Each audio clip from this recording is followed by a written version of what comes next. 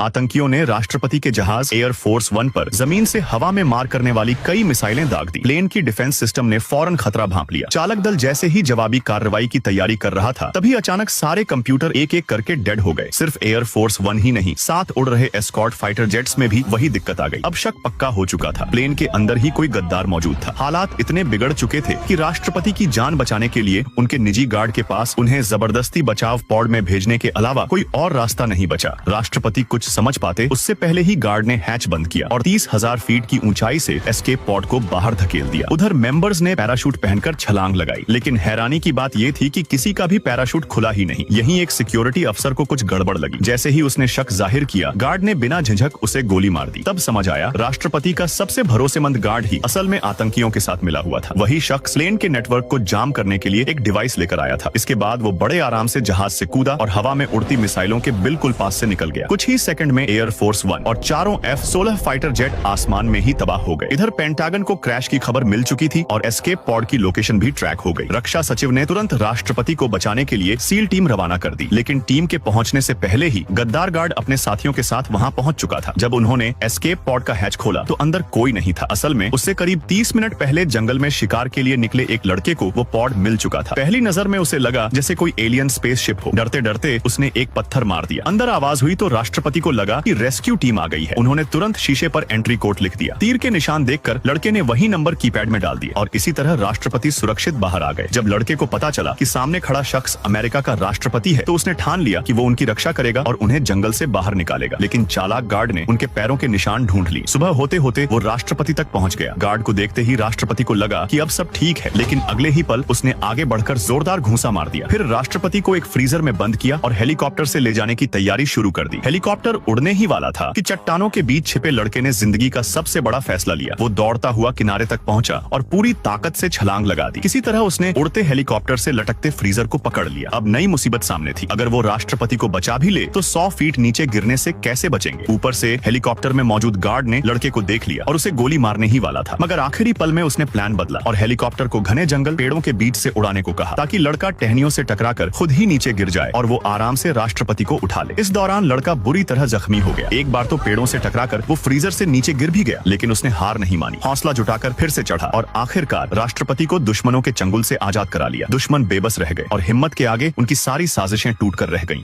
और फिर video like करने पर पार्ट 2 मिल जाएगा।